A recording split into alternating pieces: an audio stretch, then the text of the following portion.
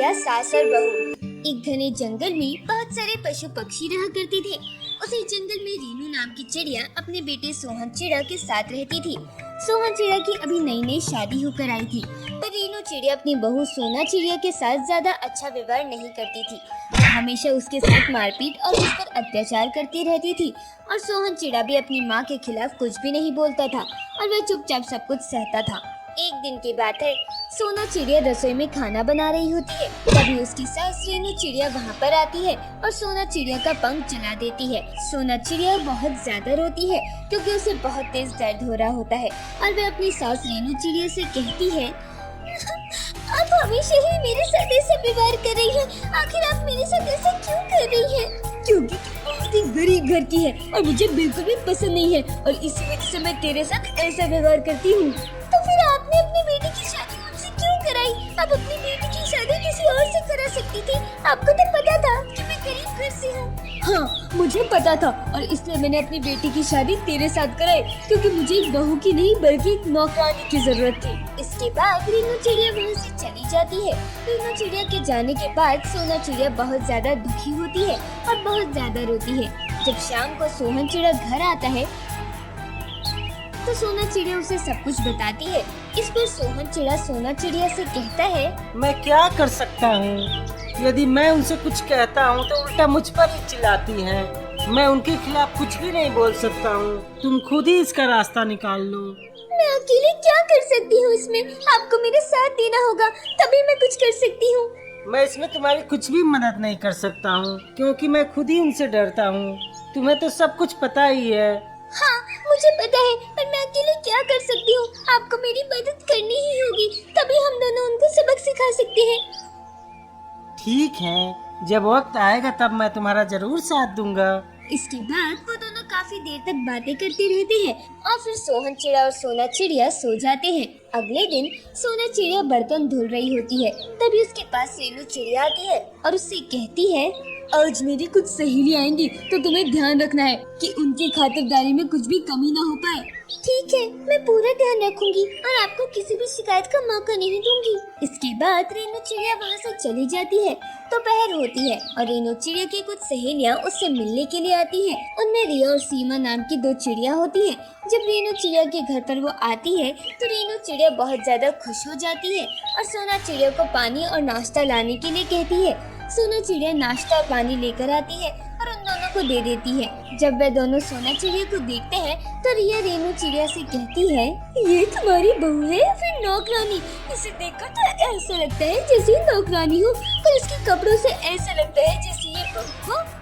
तुम इसे कुछ भी समझ लो, ये मेरे घर की बहू भी है और नौकरानी भी है। मैं बहू को ज्यादा सिर पर चढ़ा कर नहीं रखती हूँ क्योंकि यदि बहू को ज्यादा सिर पर चढ़ाओ तो वे सिर पर चढ़कर नाचती है, इसलिए मैं इसको इसकी औकात में रखती हूँ। यह सुनकर सोना चिड़िया को काफी बुरा लगता है और वे वहाँ से चली आती है। सोना चिड़िया के जाने के बाद सीमा चिड़िया रीनू चिड़िया से कहती है, तुम अपनी बहू को इतना क्यों सताती हो? उसे नौकरों की तरह क्यों रखती हो? ये तो गलत बात है ना? अरे कोई गलत बात नहीं है और मैंने भी इस गरीब को इसलिए बहू बनाया था कि ये मेरे घर की अच्छी तरीके से साफ सफाई कर सके क्योंकि मुझे एक नौकरानी की जरूरत थी। ये तो तुमने बहुत अच्छा किया जो इसे इसकी औकात में रखती हो, वरना ये लोग तो हमारे सर पर ही चढ़कर नाचते हैं। इसके बाद वे दोनों काफी देर तक बात करती रहती हैं और फिर वे दोनों चली जाती है। उनके जाने के बाद सोना चिड़िया सारा सामान हटा देती है। सफाई करने के बाद वह अपने कमरे में आ जाती है और काफी ज्यादा उदास हो जाती है क्योंकि उसके साथ मेहमानों के सामने भी उसके साथ अच्छी तरीके से बर्ताव नहीं करती थी। धीरे धीरे समय बीतता है। रीनू चिड़िया के व्यवहार में कोई भी सुधार नहीं था। वह सोना चिड़िया को हमेशा सताती रहती थी और उस पर अत्याचार करती रहती थी। इससे सोना चिड़िया काफी ज्यादा परेशान हो चुकी थी और अपनी सास को सबक सिखाना चाहती थी, पर उसे पता नहीं था कि वे क्या करे। एक दिन की बात है, सोना चिड़िया मार्केट जाती है तो उसे रास्ते में सीमा चिड़िया मिलती है। जब सीमा चिड़िया सोना चिड़िया को देखती है तो उससे कहती है, तुम्हारी सास तुम्हारे साथ इतना बुरा बर्ताव करती है और तुम सब कुछ सहती हो। तुम्हें उसका अत्याचार नहीं सहना चाहिए, वरना तो वह तुम पर हमेशा अत्याचार ही करती रहेगी। तो मैं क्या करूं? मैं कुछ भी नहीं कर सकती हूँ और मेरे पति भी मेरा साथ नहीं देते हैं क्योंकि वे खुद उनका अत्याचार सह रहे हैं। मुझे पता है कि चिड़िया तुम दोनों को सही से नहीं जीने दे रही है। इसके बाद सीमा चिड़िया सोना चिड़िया को एक योजना बताती है। योजना सुनकर सोना चिड़िया बहुत खुश हो जाती है और अपने घर पर आ जाती है। धीरे धीरे वक्त बीतता है और एक दिन की बात है, सोना चिड़िया रसोई में खाना बना रही होती है। तभी रेनू चिड़िया डंडा लेकर आती है और सोना चिड़िया की पिटाई करने लगती है। सोना चिड़िया अपनी सास रेनू चिड़िया को रोकने के लिए बहुत प्रयास करती है, पर रेनू चिड़िया सोना चिड़िया को पीटते ही जा रही होती है। तभी सोना चिड़िया किसी को फोन करती है और इधर से सीमा चिड़िया और सोहन चिड़िया पुलिस को लेकर आ जाते हैं और रेनू चिड़िया को पकड़ लेते हैं। पुलिस को देखकर रेनू चिड़िया काफी ज्यादा घबरा जाती है और भागने की कोशिश करती है, पर पुलिस रेनू चिड़िया को पकड़ लेती है। अरे आप मुझे क्यों पकड़ रहे हो? आपको सोना चिड़िया को पकड़ना चाहिए क्योंकि ये मेरे घर में चोरी कर रही थी। तुम झूठ बोल रही हो, हमें सब कुछ पता चल चुका है। तुम्हारे बेटे और तुम्हारी सहेली ने हमें सब कुछ बता दिया है। तुम अपने बहू सोना चिड़िया पर कितना अत्याचार करती हो। नहीं, ये दोनों झूठ बोल रहे हैं। ये इन लोगों की साजिश है, मुझे फंसा रहे हैं। ये झूठ बोल रहे हैं या तुम झूठ बोल रही हो, अभी पता चल जाएगा।